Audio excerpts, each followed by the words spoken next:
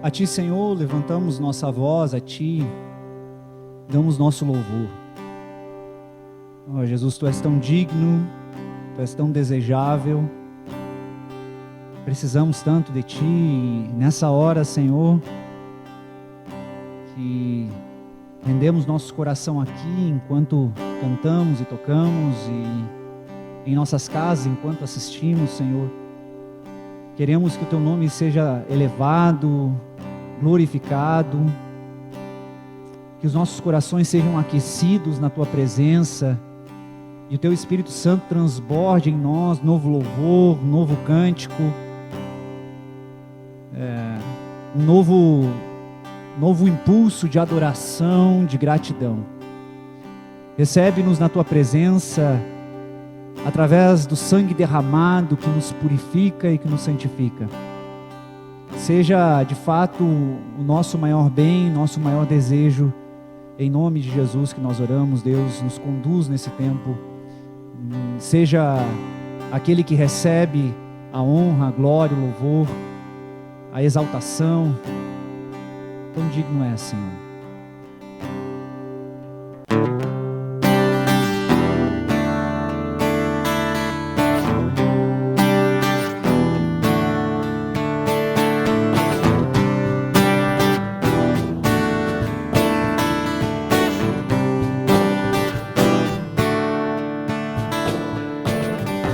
Eu te quero mais do que o ouro, eu te quero mais do que os tesouros, eu te quero mais do que a minha vida, Senhor. Te desejo mais do que 1000 bênçãos, meu anseio é agradar teu coração. Outro bem não possuo além de Ti, Senhor. Tu és a porção da minha herança, és o bem maior pra mim. O meu coração não pode mais viver sem o Teu grande amor.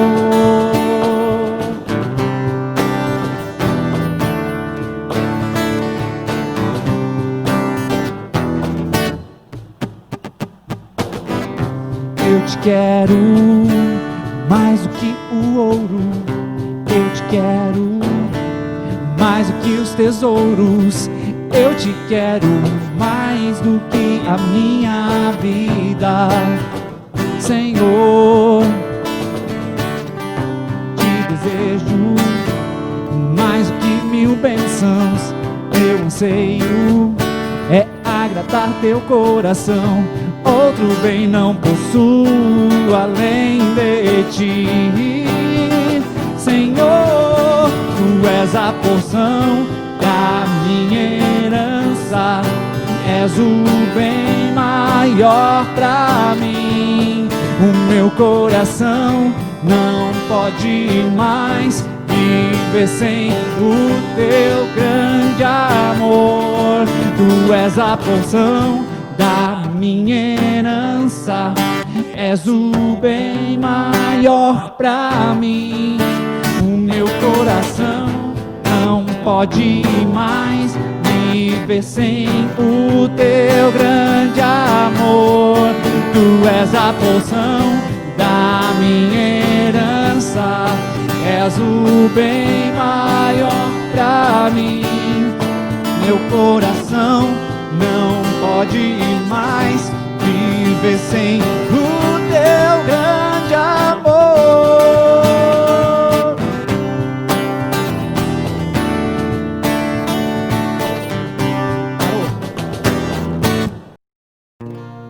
Hoje nós vamos falar um pouquinho sobre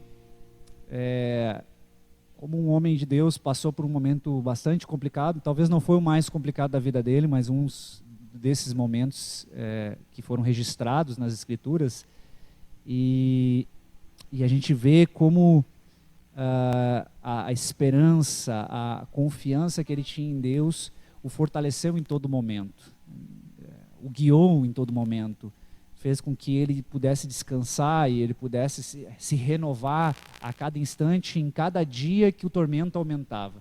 E a gente queria cantar essa canção, essa próxima canção, que lembra disso, que as nossas forças se renovam enquanto esperamos, enquanto não é uma espera de não fazer nada, mas é uma espera de descansar o coração no Senhor e saber de que Ele vai agir em nosso favor quando precisamos. Então vamos cantar essa próxima canção ao nosso Deus.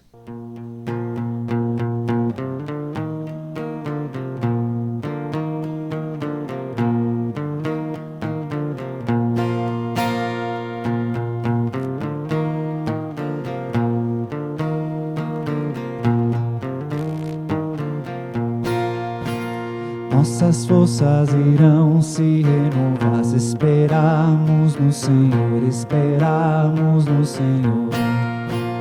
Nossas forças irão se renovar se esperarmos no Senhor, esperarmos no Senhor. Ó Deus, Tu és a força que traz a esperança.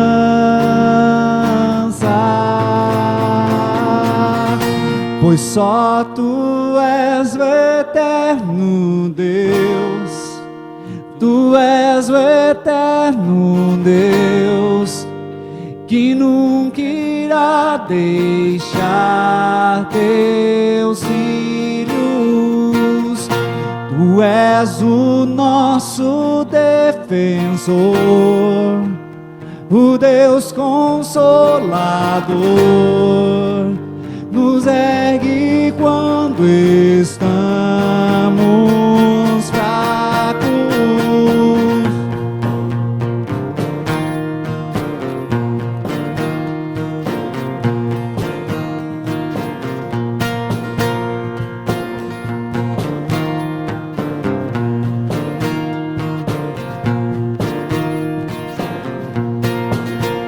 Nossas forças irão se renovar se esperarmos no Senhor, esperarmos no Senhor.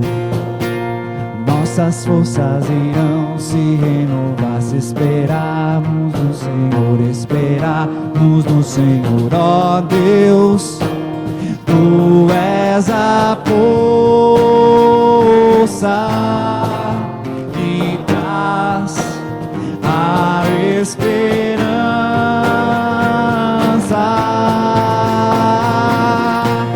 Só Tu és o eterno Deus, Tu és o eterno Deus, que nunca irá deixar Teus filhos. Tu és o nosso defensor, o Deus Consolador, nos ergue quando estamos fracos. Nossas forças irão se renovar se esperarmos no Senhor, esperarmos no Senhor. Nossas forças irão se renovar se esperarmos no Senhor, esperarmos no Senhor. Ó Deus, Tu és a força que traz a esperança. Ó Deus, Tu és a força que traz a esperança.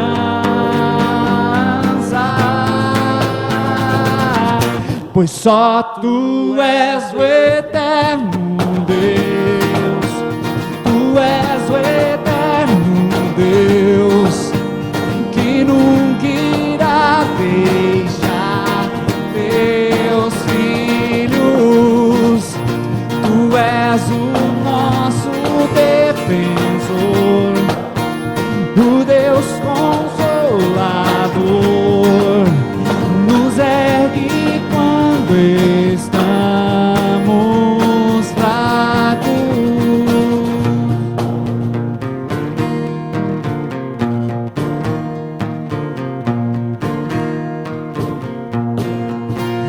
nossas forças irão se renovar se esperarmos no Senhor, esperarmos no Senhor.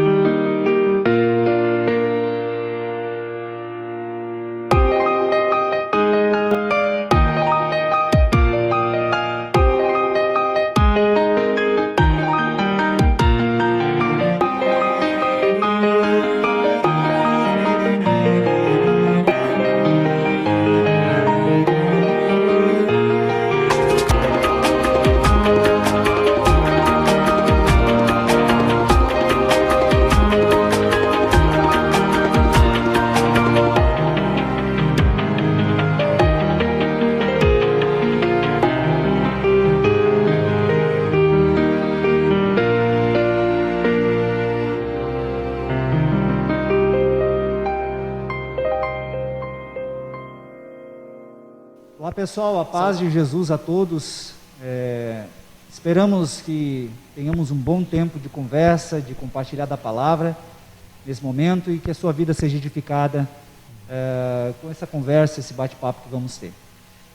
Nós estamos na quarta mensagem da nossa série Dias de Luta e Dias de Glória, e essa mensagem, nós vamos encerrar essa série falando, o título dela é Conselhos de um Sobrevivente.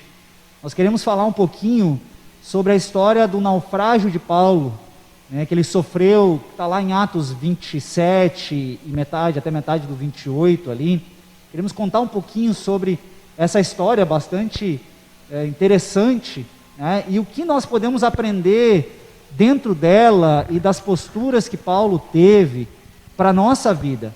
Um naufrágio naturalmente já é um símbolo de desastre, é um símbolo de uma catástrofe da vida, de um tempo extremamente complicado, porque no naufrágio dificilmente alguém sobrevivia num naufrágio, até mesmo hoje. Então, quando nós pensamos em naufrágio da vida, por exemplo, nós estamos imaginando uma situação que leva a gente à completa derrota, a completo desastre, ou que pode nos levar a um completo desastre. Nós vamos ver que o Paulo não foi assim que aconteceu, ele não morreu, então já vamos adiantando o final da história, por isso que nós colocamos o título Conselhos de um Sobrevivente, porque nessa história aqui, nesse episódio, Paulo sobrevive. Claro que nós vamos ver pela mão e pelo guiar de Deus.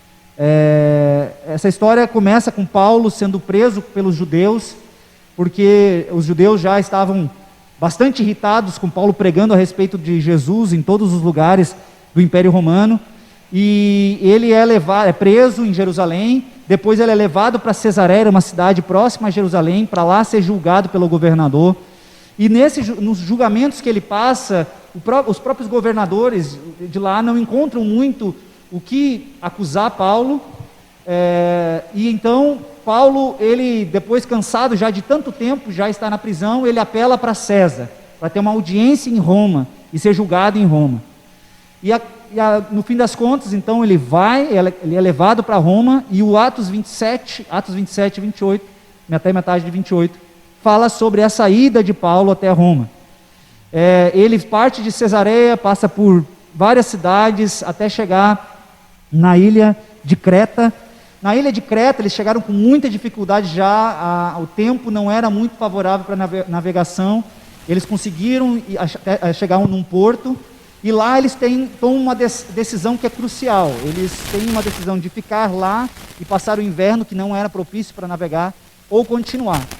O centurião, que estava carregando alguns presos, inclusive Paulo, e o capitão do barco, resolveram ir. Paulo advertiu para que eles não fossem, porque haveria um desastre. E eles acabaram por decidir ir, e no meio disso, eles vão, e um vento muito forte os arrasta para o meio do mar, e começa toda uma saga que dura mais ou menos 14 dias. Eles à deriva no meio do mar, dentro de uma tempestade, e aí vocês vão ver várias coisas que se desenrolam dentro dessa história, que nós vamos tratar, e coisas que nós podemos pegar para a nossa própria vida. E até que então eles dão numa ilha chamada Malta, o navio se despedaça, mas ninguém morre, todo mundo é salvo. Lá naquela ilha de Malta, eles são recebidos pelos locais, são tratados bem, pegam um novo navio, então chegam até Roma. Nós queremos resumir essa história assim e tratar um pouquinho sobre alguns detalhes agora com vocês, de algumas coisas que nós podemos aplicar para a nossa vida, quando nós estamos em um momento difícil e complicado. Então, hoje eu, o André, estou aqui, o Milton, o Bruno, vamos conversar um pouquinho sobre isso. Bom, a gente percebe que a história, ela já traz o próprio título que nós queremos tratar, Conselhos de um Sobrevivente, e a primeira palavra é o conselho desse sobrevivente. Percebam que conselhos é uma coisa que não se abre mão, se escuta. O conselho de Paulo poderia ter evitado a dor de cabeça que eles enfrentaram nesse período, e como a gente sabe, Deus pode tratar a história de quem não escuta o conselho, quando a gente pisa na bola, quando a gente vai na direção contrária do que foi aconselhado, seja na vida do casamento, seja com relacionamentos, trabalho, dívidas, enfim. É fato, Deus pode restaurar a nossa vida, né? Mas quando nós acreditamos que Deus vai sempre ficar costurando a nossa vida, esse é o problema. Remendando, né? Remendando a nossa história, né? E a gente olha para trás, só tem remendo.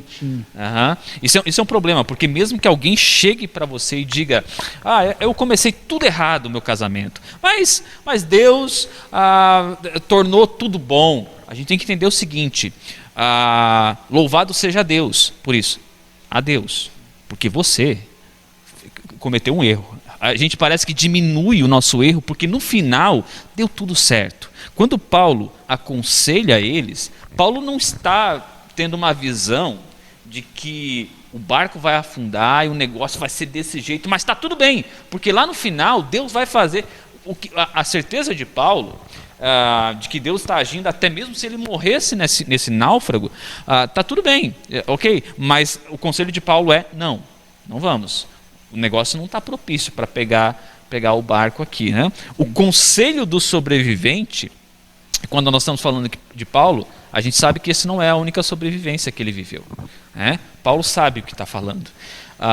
Quando alguém aconselha, de fato, o conselho tem que ser, no mínimo, tem que nos fazer parar e pensar. No mínimo, a gente tem que saber refletir sobre o conselho. Sobre esse conselho, deixa eu só ler então os versículos que estão aqui para a gente conversar um pouquinho sobre ele. No versículo 9 do capítulo 27, diz assim: tínhamos perdido muito tempo, e agora a navegação se tornara perigosa, pois já havia passado o jejum.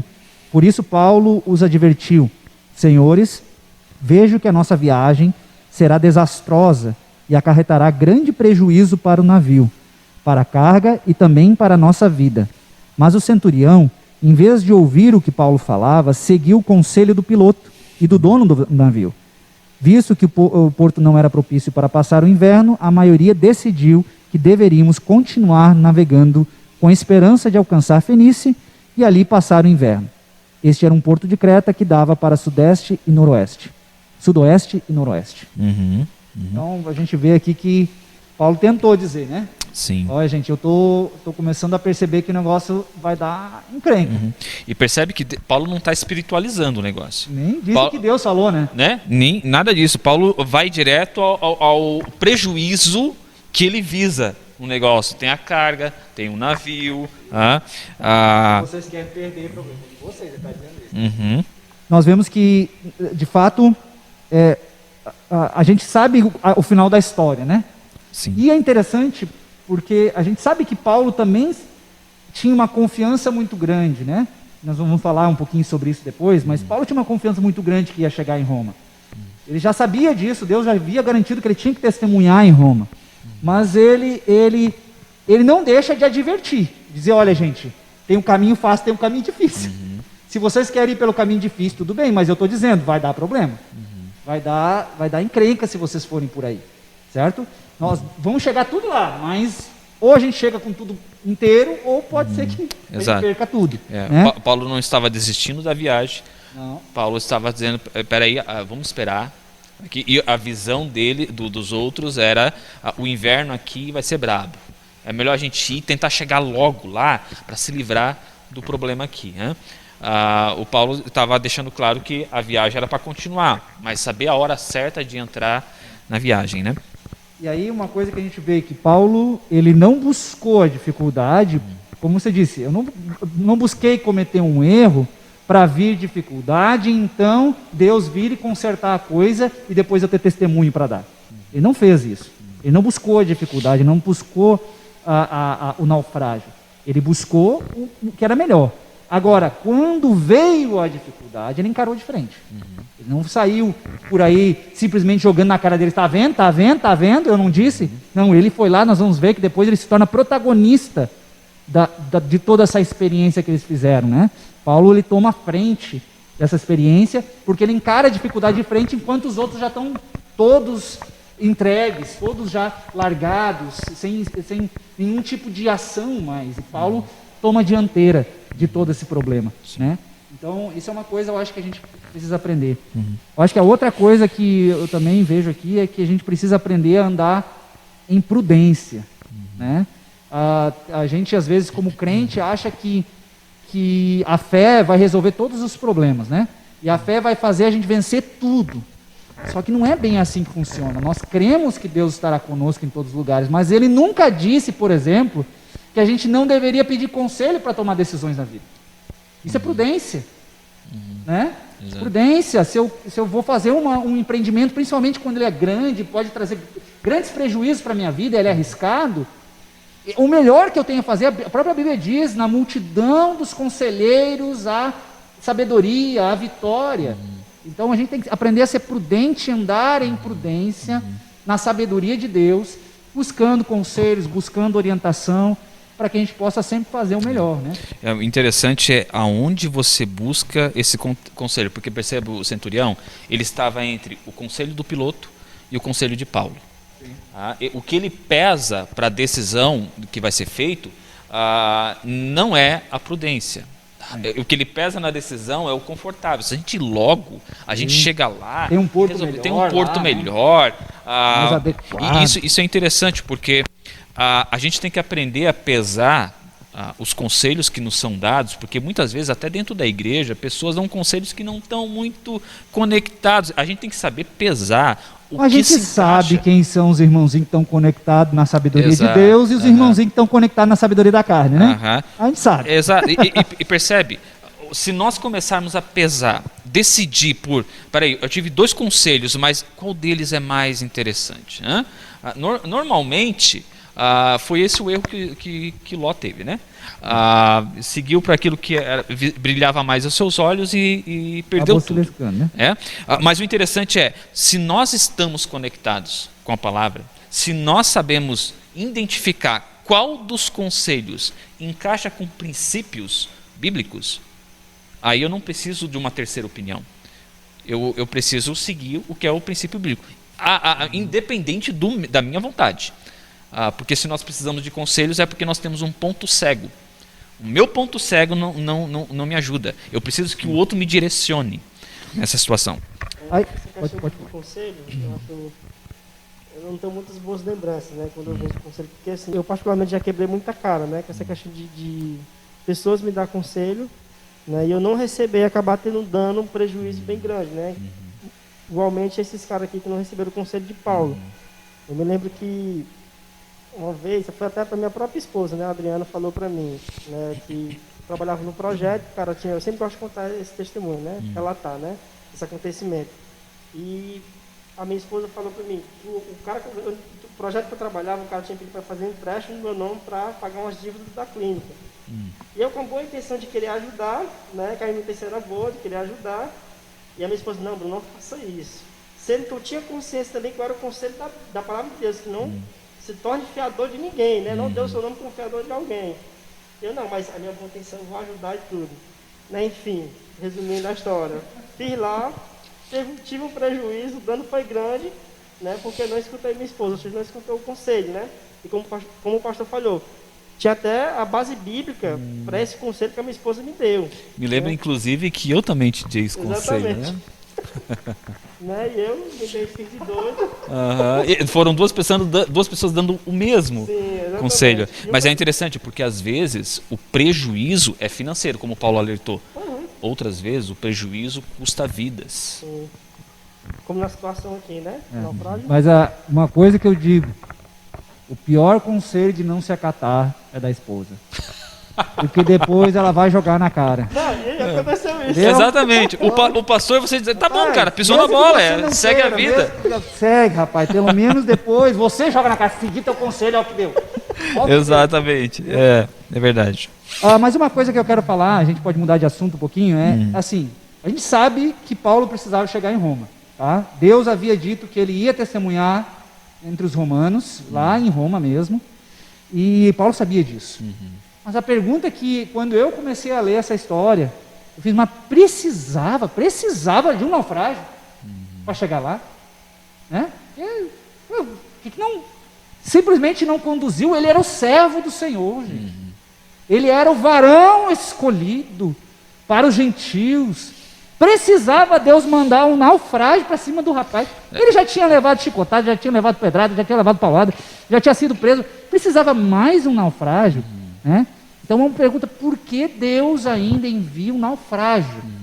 Ele chegou em Roma, mas precisava de um naufrágio. Eu fico pensando que quando os caras não escutam o conselho de Paulo, eu acho que Deus lá do céu fica assim, ó, não vão escutar?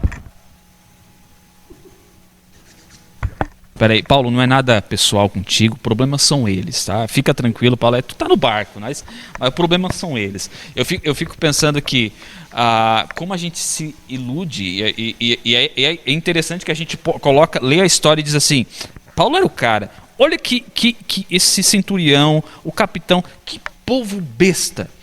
Mas a gente talvez esquece o que nós muitas vezes vivemos. Porque olha só, o versículo 13 diz que começou tudo bem. E talvez nesse momento eles disseram, Paulo estava errado, o capitão estava certo. Porque o verso 13 diz, começando a soprar suavemente o vento sul, eles pensaram que haviam obtido o que desejavam. A gente escolheu o que era para escolher. O Paulo não sabe nada. Paulo sequer sabe velejar.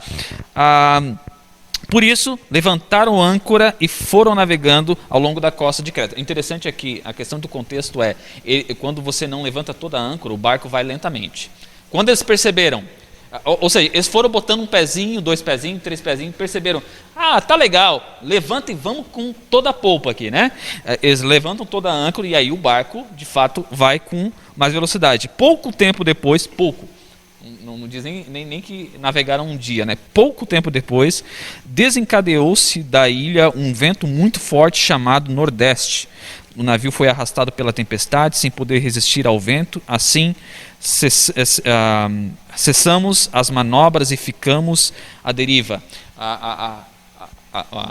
Quando eu pesquisei um pouco sobre essa informação, o barco, quanto mais ele luta contra a tempestade ou os ventos, ele tem que tomar cuidado. Ele tem que tomar cuidado, porque se ele ir demais, forçar demais o navio, ele quebra. As velas, o mastro quebra. Se ele olhar apenas para as ondas, o vento afunda o navio. Se ele cuidar só do vento, as ondas fazem a embarcação afundar. A ideia, eles ficaram à deriva, esperando pela sorte do negócio, né? Eles tinham que cuidar da onda, tinham que cuidar do vento, mas eles não podiam dizer, não, vamos voltar. Não tinha mais volta o negócio. Não tinha mais como voltar. Eu acho que uma coisa que a gente aprende com isso também é de que, isso aqui às vezes a gente não entende, que nós vivemos num coletivo. A gente tem uma fé muito individualizada. A gente não entende de que as escolhas e decisões dos outros afetam a nossa vida. Então, por exemplo, a escolha do dono, do capitão do barco afetaram a vida de Paulo. Sim. A escolha que os nossos líderes municipais, governantes, às vezes até mesmo nossos pastores, nosso presbitério fazem em relação à própria igreja, ou escolhas de pessoas que têm liderança, elas vão afetar a nossa própria vida. Não importa se nós somos cristãos ou não somos cristãos. A diferença é que Deus está aí para intervir na vida dos seus. Tá? A gente viu claramente o milagre de Deus sustentando e pela graça preservando a vida de todo mundo no barco, porque ninguém morreu. Mas o desastre aconteceu. Então a gente precisa entender de que alguns desastres na nossa vida, por exemplo, o desastre da saúde agora no coronavírus. Por que a gente tem um desastre tão grande em certos lugares? Porque há desmandos, há problemas e há decisões equivocadas, até roubalheiras, no setor da saúde há muitos anos. E nós estamos colhendo fruto disso. Entende? Então, nós também estamos dentro desse barco, não temos como fugir dele. A única diferença é que nós podemos esperar uma intervenção de Deus. É a única diferença. É verdade. E aí eu queria dizer mais uma coisa sobre isso. Por que também? Gente, olha só, no final das contas, pensa comigo. Mesmo que não foi a melhor decisão, mas no final das contas, 276 pessoas no barco viram a fé de Paulo e como ele se conduziu na esperança em Cristo. E no final até parece eles fazendo preces. Eu acho que esses marinheiros eram turrão, mas não, no final até prece eles estavam fazendo. Todos os moradores de Malta ouviram do testemunho de Jesus. Todos os moradores de Malta. Paulo não passaria por mal. E muitos em Roma ouviram essa história. Não estou dizendo que Deus precisava do naufrágio para o testemunho dele, mas Deus usou depois esse naufrágio para trazer um conhecimento do seu poder, da sua salvação tremendo, né? Isso é uma coisa que a gente tem que levar em conta. Por que Deus às vezes nos arrasta para dentro de situações que nós não queremos? Muitas vezes é para que, vivendo em fidelidade, em esperança, em confiança dentro dessas situações, a gente possa glorificar e testemunhar de Cristo. O problema é que muitas vezes a gente só murmura, só reclama e age como todos os outros normais que não têm esperança, né? Isso é um grande problema para a nossa vida. Isso é que eu acho interessante na vida de Paulo, né? Porque Paulo, além de ele saber aproveitar bem essas oportunidades, né, seja ela numa situação boa, agradável, numa situação difícil, né? E como o André falou, o nosso problema é que não a gente sabe reclamar. Quando a gente olha para a vida de Paulo, a gente vê em nenhum momento Paulo ele se reclamando daquilo. Né? Ele simplesmente soube aproveitar a oportunidade. Tanto ali ele apresentou o evangelho para aquelas pessoas que estavam com ele no barco, no navio, como também quando chegou na ilha, que a gente vai ver mais à frente, como ele foi usado por Deus naquele lugar. Então isso me chama muita atenção, né? Essa atitude que Paulo tinha, como ele se comportava, né? Em meio ao sofrimento, como ele sabia aproveitar. A postura dele no meio da dificuldade, né? Que a gente como ele já falou. Aproveitar essas oportunidades, mesmo sendo difíceis, para apresentar o evangelho. A gente está dizendo, a gente só sabe reclamar. Até mesmo, eu falei, né, o negócio lá da víbora, né, que ele chegou em Malta, estava jogando alguns gravetos, catou, e tinha uma víbora no meio dos gravetos e grudou na mão dele. Cara, eu disse, se fosse comigo, eu acho que eu ia dizer, mas Deus, não tem mais nada, não? Não tem um asteroide para cair na minha cabeça? Agora até isso, eu acabei de sair do naufrágio, e tu me manda uma víbora pegar na minha mão, caramba. Exatamente, e o próprio povo da ilha pensou isso, né? Porque o povo da ilha sabia que aquela víbora era venenosa, e quem era picado normalmente perdia a vida, né? E pô, rapaz, esse cabo é amaldiçoado mesmo, porque esse cabo passou pelo que passou, chegou aqui, depois picado por essa bicha aí e pronto. Mas isso ainda glorificou a Cristo, né? E pôde servir como uma base já para ir formando a fé naqueles habitantes de Malta, né? Então, isso eu acho que é uma coisa interessante. Eu queria mudar um pouquinho de assunto, porque daí a gente entrar mais na questão de quando eles vão para o naufrágio mesmo, assim, começam a ir para, né, você começou a ler, e como aos poucos, né, eles vão perdendo o controle de tudo, até chegar ao ponto final. Qual é o ponto final, assim, que eles dizem, agora já não tem mais o que fazer. É quando ele diz, perdemos toda a esperança de salvamento. Lá no versículo 20, no finalzinho, ele diz, então perdemos toda a esperança de salvamento. Então os caras disseram, agora vai todo mundo morrer, não tem mais jeito. E eu vejo umas coisas acontecendo que eu acho que tem a ver muito com a nossa vida. A primeira coisa que acontece, vem um vento forte contrário. Começa ali no versículo 14, né? Começa essas coisas. Vem um vento muito forte que não estava previsto. Né? Eles não esperavam aquele vento. E isso mostra, e eles não podiam resistir àquilo. Começa aí. Problemas que vêm que nós não temos força para resistir. A gente começa a perder o controle. A gente começa a dizer, eu não tenho o que fazer. E a gente começa a se desesperar. Depois, pararam as manobras. Eles tentaram, se debateram, puxaram vela, tentaram botar o barco de um jeito, botar o barco do outro, mas chegou um ponto que eles disseram, não adianta. Vamos parar que vai ser melhor a gente parar. Então, eles se entregam à situação. Não tem mais o que fazer. Né? E é mais ou menos o que acontece na nossa vida. A gente tenta, luta, chega um momento que a gente diz, não tem mais o que fazer. Sim. Eu estou aqui parado. Eu vou falar tudo, depois vocês comentam um pouquinho sobre isso. Depois, eles começam a reforçar o barco. Eles disseram, a única coisa que a gente tem para fazer agora é passar corda em tudo para o barco não se despedaçar. Então eles começam a autopreservação, começam a se fortalecer em si mesmo, né? A questão de defesa pessoal. Eu não tenho muito o que fazer, eu vou ficar me fechando, me enclausurando. Aí depois eles lançam fora a carga. Aí chegou um ponto que eles não se importavam com mais nada, nem com o dinheiro que eles estavam perdendo. Eles estavam lançando tudo fora. Eles lançaram as velas, eles lançaram a carga, eles não estavam mais nem aí mais. É um ponto que o desespero já está basicamente no topo já, né? Porque eles não se importam com o valor que eles estão gastando ou perdendo. Que muitas vezes pessoas chegam a esse ponto, né? Pessoas riquíssimas que, por exemplo, tem um problema de saúde sério e aí começa a gastar tudo que tem para ver se conseguem solucionar esse problema. E por último, eles perderam a esperança. Aí, meu amigo, de fato, eles não conseguiam ver saída mais, eles só estavam esperando a morte. Sim. Né? Então, o esquema de ir perdendo o controle, né? E quando, a gente pode falar depois, mas eu queria que a gente falasse um pouquinho sobre essa perda de controle. Eles foram perdendo o controle, e quando perderam completamente o controle, Deus veio. Exato. Parece que Deus está deixando, esperando, não, eles já estão à deriva, vamos esperar um pouquinho, peraí, ainda não.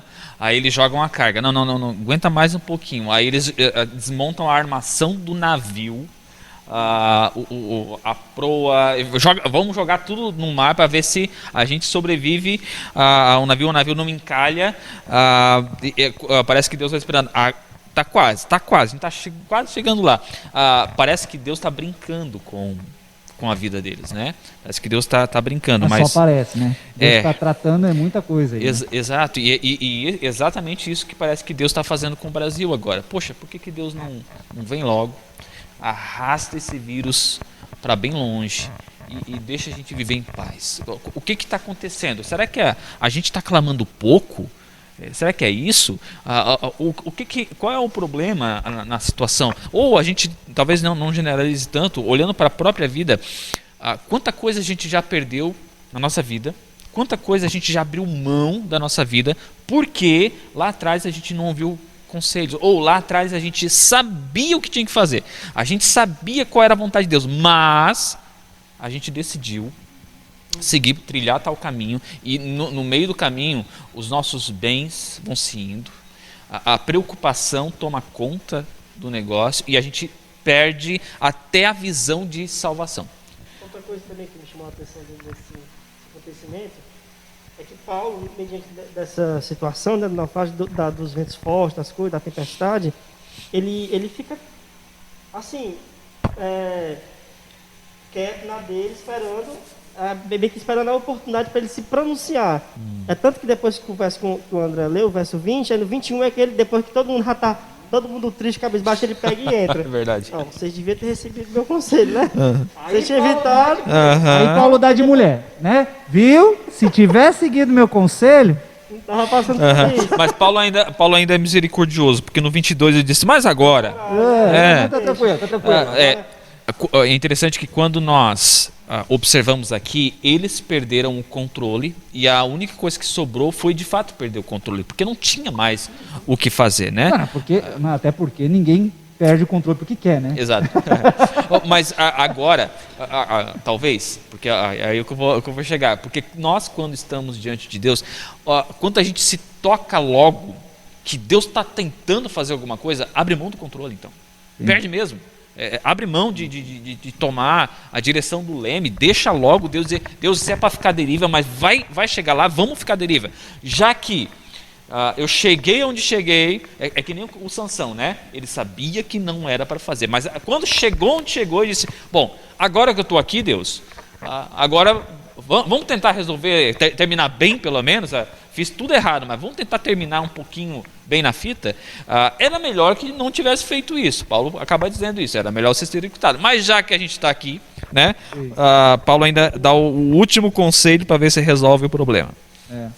Acho que a gente entra numa parte que é a parte crucial e talvez aí a única vez que a gente vê Deus intervindo diretamente. Porque depois, antes, em outros momentos, nós não vemos Deus agindo diretamente. Tipo, não, de repente, Paulo não... Por exemplo, Jesus, quando teve lá aquela tempestade com os discípulos no meio do mar da Galileia, e aí deu tudo aquele alvoroço, os discípulos, ele estava dormindo, os discípulos viram, ei, você não se importa que a gente vai morrer? Jesus se levantou, foi lá, ei, vamos aquietar mar, vamos aquietar vento, tudo fez calmo, beleza. Né? Aqui não teve isso. Continuou vento, continuou o mar agitado, o barco quase se despedaçando, mas Deus enviou um anjo para falar com ele numa visão. Foi a única vez que a gente vê uma intervenção direta de Deus. Isso não significa que Deus não está no controle, mas uma intervenção direta foi aqui. Exatamente, o versículo diz isso, que Deus está no controle disso, né? Sim. Mas, vamos ler o 21 até o 26, vamos lá? Quer ler? Pode ler. Lê para nós aí, por favor. 21 a 26. Visto que os homens tinham passado muito tempo sem comer, Paulo levantou-se diante deles e disse, os senhores deviam ter aceitado o meu conselho, de não partir de Creta, pois assim teriam evitado este dano e prejuízo. Mas agora recomendo-lhes que tenham coragem, pois nenhum de vocês perderá a vida, apenas o navio será destruído. Pois ontem à noite apareceu-me um anjo do Deus a quem pertenço e a quem adoro, dizendo-me, Paulo, não tenha medo, é preciso que você compareça perante César, Deus. Por sua graça, deu-lhe a vida de todos os que estão navegando com você. Assim, tenham ânimo, senhores. Creio em Deus que acontecerá do modo como me foi dito. Devemos ser arrastados para alguma ilha. Legal.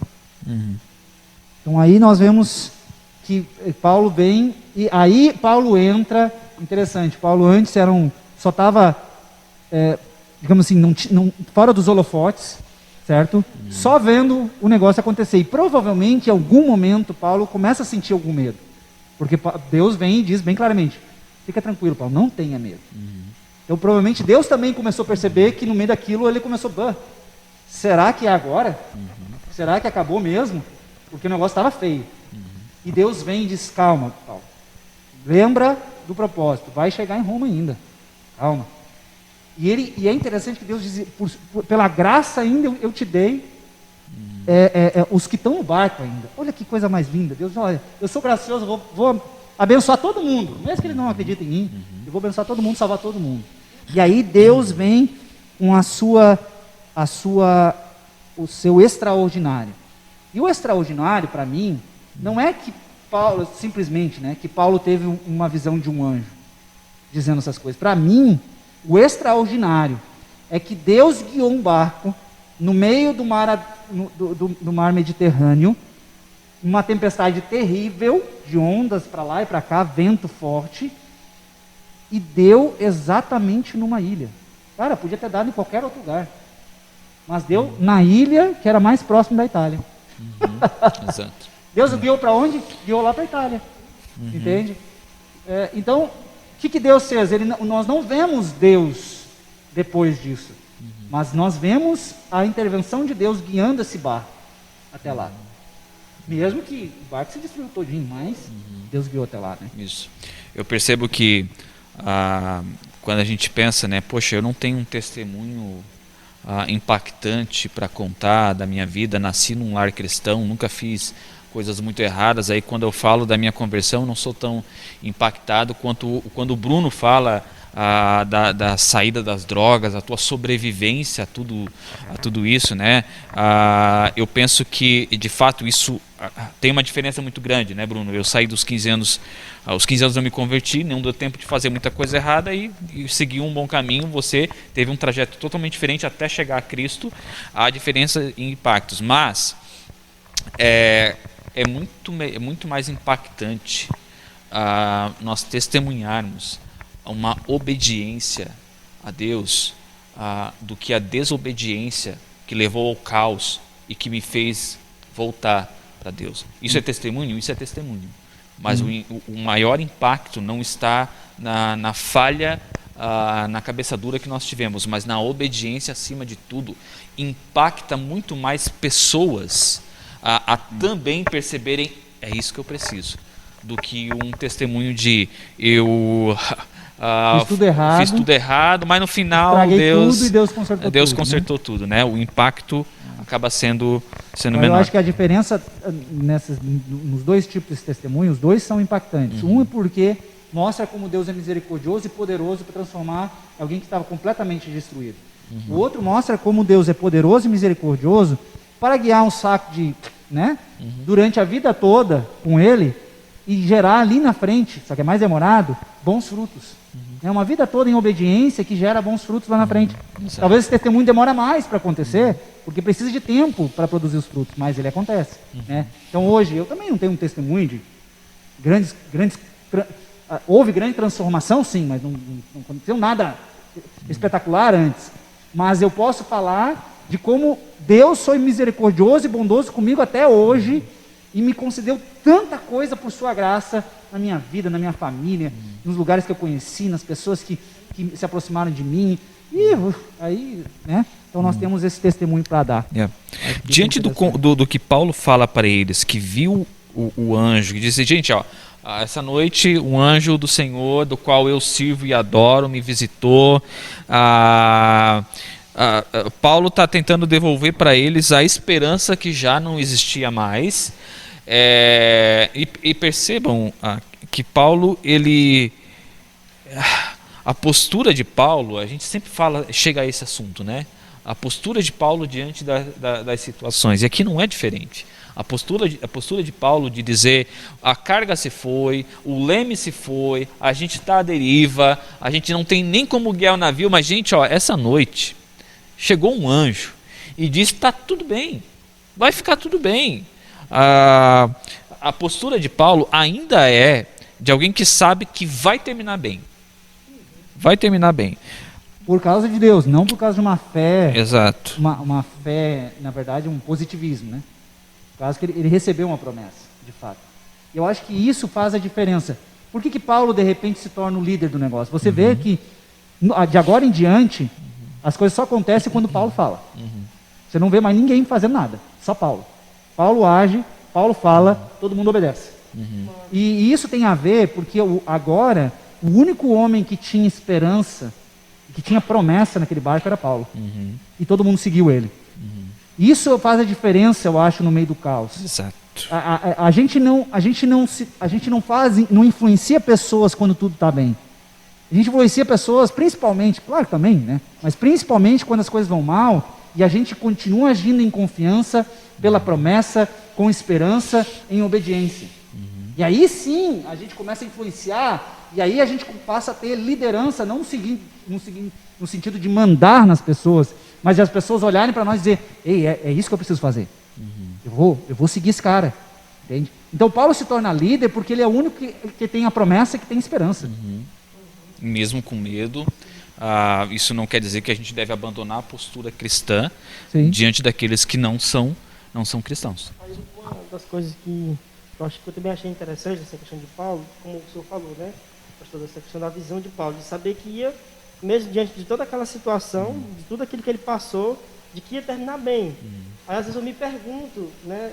Por que nós não temos essa visão também? Porque às vezes a nossa visão de terminar bem é tão condicionada ao presente, nas situações, que a gente não acaba entendendo que não é uma dificuldade que a gente está passando agora que vai nos impedir de no futuramente terminar bem, né? E Paulo ele tinha essa habilidade de conseguir, né, ver a fé, como você falou, a fé que ele tinha, né, a certeza Ainda mais que um já apareceu para ele, tenha calma, né? Você não vai perder sua vida. E ele se apegava a isso, né? E não se apavorava. Sim. Eu acho isso muito interessante em Paulo. Mas o terminar bem de Paulo, o que era? Sobreviver, tá? Isso era o terminar bem. Sobreviver e continuar preso. Né? Aí a gente vê. É diferente do nosso, né? Mas uma coisa que me chamou a atenção, os versículos 30 e 31, não sei se eu posso mudar de assunto. Vai lá. 30 e 31, ele fala sobre uns marinheiros que começaram a perceber que a terra estava chegando, que o barco estava se aproximando da terra, né? E eles dizem assim, no 30, eles tentando escapar do navio, os marinheiros baixaram o barco salva-vidas ao mar, a pretexto de lançar âncoras da proa. Então Paulo disse ao centurião e aos soldados: se estes homens não ficarem no navio, vocês não poderão salvar-se. Com isso, os soldados cortaram as cordas que prendiam o barco salva-vidas e o deixaram cair. Então, uma coisa que me chamou a atenção nisso aqui, cara, se Deus estava fazendo as coisas, por que eles precisaram do marinheiro? Ele já estava à deriva, cara. Mas Paulo entendeu que ele não poderia abrir mão dos caras que entendiam do barco. Sim. Ele não podia. Diz, não, a gente ainda vai precisar deles. Se eles irem, a gente não vai se salvar. Então, a gente precisa desses caras ainda. Mas a tentação de fugir do negócio, porque percebe, você não tem mais controle sobre o navio, mas se eu tiver um remo e um barquinho, Sim. eu vou para onde eu quero. Né? Exatamente. André, Deixa eu só voltar para esse ponto aqui que eu quero falar, é que o Paulo, ele mesmo que ele sabia que Deus estava direcionando a coisa e estava na esperança do sobrenatural, ele não abriu mão de quem entendia da coisa, de quem entendia do barco. Eu acho que isso às vezes é um erro nosso, e a gente cai no conselho de novo, de que porque a gente confia demais, essa é uma fé orgulhosa, né? Uma fé que na verdade eu acho que é uma fé problemática. Uma fé orgulhosa que diz, não, eu confio em Deus, eu não preciso de ninguém, eu não preciso de pessoas que entendam do assunto, que saibam mais do que eu, de que alguém que saiba mais sobre casamento, alguém que saiba mais sobre mercado de trabalho, alguém que saiba mais sobre carreira, alguém que saiba mais sobre relacionamentos. Eu não preciso disso. Eu posso, pela minha fé, ir até o fim e Deus vai me dar o que eu preciso. Não é bem assim. Exato. Paulo entendia que precisava continuar com pessoas que entendiam do barco junto dele. Né? Exato. É exatamente isso que eu ia falar, né? A questão da fé imprudente, né? Que muitas vezes nós temos. Está tudo a ver com o que o André falou, de a gente achar que não precisa de nada. Não, Deus está no controle. Paulo, se Paulo tivesse uma fé imprudente, ele podia muito bem, não, Deus está no controle, não precisa de marinheiro, não, fica aí. Deus está no controle de tudo, não precisa de ninguém. Está tudo resolvido, né? Mas não, ele reconheceu que tinha que ter um cabo. E isso faz a gente lembrar do que a gente tratou semana passada, inclusive, rapidamente, né? Tudo posso naquele que me fortalece. Quando é aplicado fora do contexto do texto em si, você acha que eu posso tudo, porque afinal de contas Deus vai me fortalecer e ponto final. Né? E você não percebe o contexto que tudo posso na miséria. A situação ali é tudo posso na dificuldade. E quem está em foco não é você, quem está em foco é aquele que fortalece. Eu acho que uma palavra, Deus, uma palavrinha rápida, Deus continua usando as pessoas no meio do desastre. Sim. Não é só Ele que faz, Ele continua usando as pessoas, a gente tem que lembrar disso. Né? Sim. Pessoas ao nosso redor, na maioria das vezes, serão os agentes de Deus para soluções da nossa vida. Exato. A gente tem que lembrar disso. Isso. Né? Talvez uma forma muito, muito bacana de observar, quando eu olho esse texto, eu lembro muito de Êxodo 20, que ele vai nos lembrar que até a quarta geração podem viver maldições, mas Deus abençoa ainda até 1000 gerações, a partir de uma pessoa que toma uma decisão. Olha só, quando a gente está num barco e pessoas tomam decisões erradas e todo mundo é afetado, quem de nós, por exemplo, não saiu de uma família em que gerações após gerações vive aquela consequência, não sei, de traições dos nossos avós e gera tanta mágoa nos nossos pais, e isso chega até nós, das nossas esposas, que quando a gente se encontra é toda aquela vida bagunçada, é fato, né? Mas como é bacana quando Deus chega e impacta tal geração, que talvez seja aquela que alguém está assistindo, talvez a gente pode falar da gente mesmo, né? Como Deus impactou a minha vida e a vida da minha esposa. A gente olha para as nossas famílias e a gente percebe, nossa, que oportunidade de fazer um barco diferente, né? Diferente. A gente não está aqui, um piloto diferente. A gente não está saindo do barco, a gente continua no barco com essa família, e a gente está dizendo o seguinte: no conselho do Paulo a visão do Paulo era, o anjo chegou e disse, está tudo bem, o que nós podemos pregar é algo completamente diferente daquilo que nós tínhamos vivido até então. E o mais interessante é ver que isso brilha na vida dos nossos filhos, que é onde na prática a gente vai vendo o fruto diferente, né? Quem de nós não pode viver essa aplicação desse texto dentro da nossa vida? Acho que para encerrar só esse momento, para a gente não delongar, eu queria falar só sobre algumas características do Paulo como líder, né? Ali no versículo 33 a 38, vou citar rapidamente, a gente não vai entrar muito, tá? Mas assim, fala assim: pouco antes do amanhecer, Paulo insistia que todos se alimentassem, dizendo: hoje faz 14 dias que vocês têm estado em vigília constante sem nada comer. Agora eu os aconselho a comerem algo, pois só assim poderão sobreviver. O Paulo aconselhando de novo, né? Nenhum de vocês perderá um fio de cabelo sequer. Tendo dito isso, tomou o pão e deu graças a Deus diante de todos. Então partiu e começou a comer. Todos se reanimaram e também comeram algo. Estavam a bordo 276 pessoas. Depois de terem comido até ficarem satisfeitos, aliviaram o peso do navio, atirando todo o trigo no mar. Então, aqui eu vejo algumas coisas interessantes sobre a liderança de Paulo. Primeiro, que Paulo ele entende a situação, ele compreende, ele percebe a situação. Ele percebe que os caras já estão muito exaustos, ele entende que eles já estão muito desanimados, ele entende que eles já estão muito abatidos, eles estão com fome, eles estão enfraquecidos fisicamente, e ele compreende a situação e age. Ele se compadece, porque ele sabe que se aquelas pessoas daquela maneira caíssem na água, não iam conseguir chegar até lá. Ele se compadece e diz: não, eu não quero que ninguém se perca. Se Deus já deu, eu vou fazer alguma coisa aqui para ajudar. E ele vai lá e dá conselhos para eles.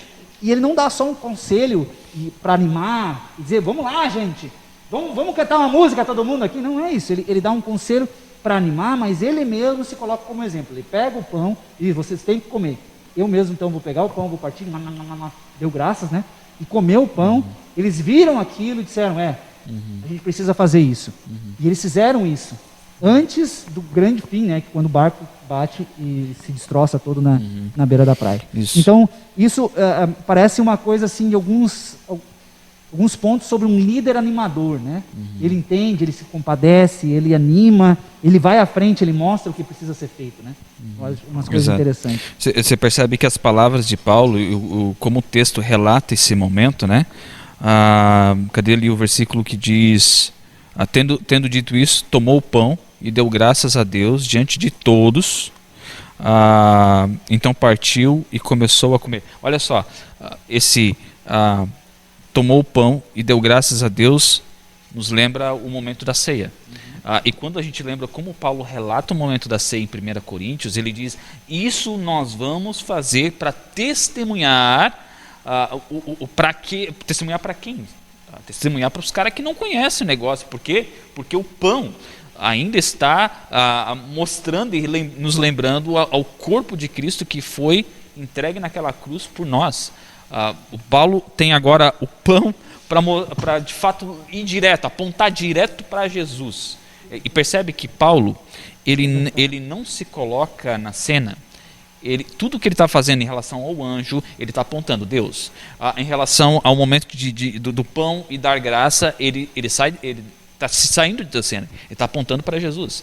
Esse é o perfil de líder que a gente tem que aprender. Não aquele cara que diz: olha para mim, fica comigo que é sucesso. Não, é aquele cara que sai de cena e ele aponta para Jesus. E quando você lembrar dele, você não lembra de fato dele, você lembra o Deus que ele serve. Isso é muito mais impactante. É uma coisa que me chamou a atenção, né? Essa questão do propósito de Paulo, né? De Deus ter aparecido para ele, sendo como foi mencionado, Deus já tinha falado para ele antes, né? E como a vida dos marinheiros, aqueles que estavam a bordo do navio, foram abençoados por conta disso, né? Aí, às vezes, me traz essa ideia de como a gente, quando a gente se disponibiliza a viver o propósito que Deus tem para nós, né, o chamado que nós temos, né, quantas pessoas não vão ser abençoadas também? Exato. Né? Por aquilo que Deus nos chamou para a gente fazer, né? Para a gente cumprir. Né, podem existir muitas coisas ruins, muitas maldições que a gente vive por causa das decisões dos outros, mas a questão é, e quantas bênçãos esses caras vão viver por causa das minhas decisões e da minha postura? Não, acho que é legal, eu acho que no final é interessante como Paulo, ele ganha a admiração de todo mundo. Eu acho que isso, até mesmo o centurião, por causa de Paulo, não matou os prisioneiros. Ali quando o barco começa a se despedaçar, e a gente sabe muito bem que se um prisioneiro fugisse, isso seria tomado em conta dos soldados, dos guardas e do centurião, às vezes vida por vida. E eles queriam matar, e eles disseram, não vamos matar, deixa quieto. Porque só por causa de Paulo, disse, não, Paulo é precioso aqui, ele não pode morrer. Interessante, né? O centurião chegou a esse ponto. Então, e essa liderança de Paulo fez com que ele fosse admirado pelo centurião, pelas pessoas que estavam ali. Imagina como é que foi a conversa dessa gente quando elas chegaram na praia. Já imaginou? Como é que foi, cara? Mas o centurião, rapaz, graças a Deus que a gente não matou Paulo, porque se tivesse matado Paulo... não ia matar, Deus estava protegendo. Eu acho que era mais fácil o centurião morrer, né? Então, mas é interessante, né? Como isso tudo, toda essa liderança que Paulo assumiu, também gera esses frutos de pessoas que olham esse exemplo. Eu acho que, né? Olha o exemplo de alguém que vive pela fé, né? Pela fé em Cristo, vive coisas que é tão diferente do comum. No meio disso tudo, a postura de Paulo foi muito diferente dos demais. Né? Não é por causa dele mesmo, por causa da fé, da esperança que ele tinha em Cristo. Né? Então a gente tem que lembrar disso. A gente contou então essa história do naufrágio de Paulo e como ela tem muita conexão com a nossa vida e com momentos extremamente complicados da nossa vida, onde a gente perde o controle, onde a gente às vezes chega ao ponto de perder completamente a esperança. Mas para aqueles que andam com Cristo, para aqueles que andam na presença de Deus, são fortalecidos, são renovados em seu homem interior, em seu coração, para se manterem firmes, se manterem esperançosos, se manterem até mesmo calmos, né? Como o anjo veio e acalmou Paulo e disse, calma, não tenha medo. Então, como Deus age para no meio disso nos acalmar, mas também em muitas circunstâncias, nem todas, mas em muitas delas, Deus vem e intervém extraordinariamente para nos levar a um lugar seguro de novo.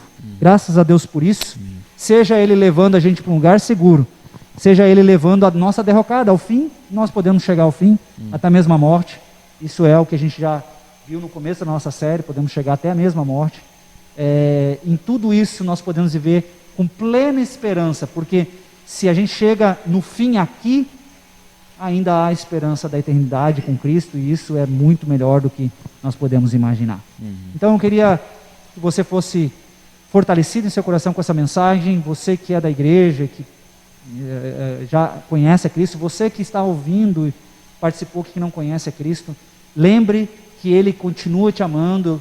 Você sabe muito bem que os seus pecados separam você dele, mas Ele continua te amando. Ele subiu à cruz e lá levou os seus pecados, lá Ele te substituiu na sua culpa e na sua condenação, mas Ele não permaneceu lá, Ele ressuscitou, está vivo e está chamando você também para andar com Ele, assim como nós somos chamados para andar com Cristo e viver essa esperança, essa vida nova, essa salvação, esse relacionamento novo com Deus.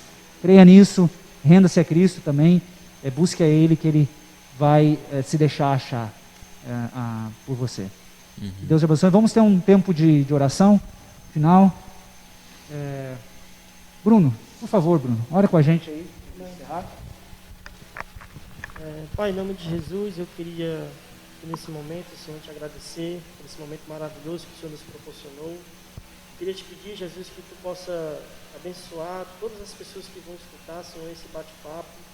elas possam ser impactadas, Senhor, pela Tua Palavra, assim como nós, nesses dias de meditação, onde a gente estudou bastante, né, meditamos bastante sobre a vida de Paulo, aprendemos.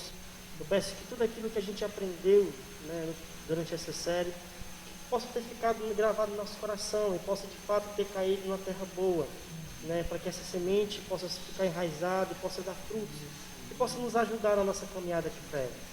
Que o Senhor possa sempre estar nos ajudando, Senhor, a lidar com as dificuldades, a ter uma visão, a conseguir olhar para o sofrimento e saber que há uma esperança e que o sofrimento não é o fim. E olhar para o sofrimento, também entender que tem o seu lado positivo, que a gente também aprende coisas em meio a lutas, em meio às dificuldades. E que o Senhor sempre nos ensine, Senhor, nessa caminhada. Abençoa a vida de cada um dos meus irmãos. E muito obrigado, Jesus, pela oportunidade que o Senhor nos dá. Em nome de Jesus, amém.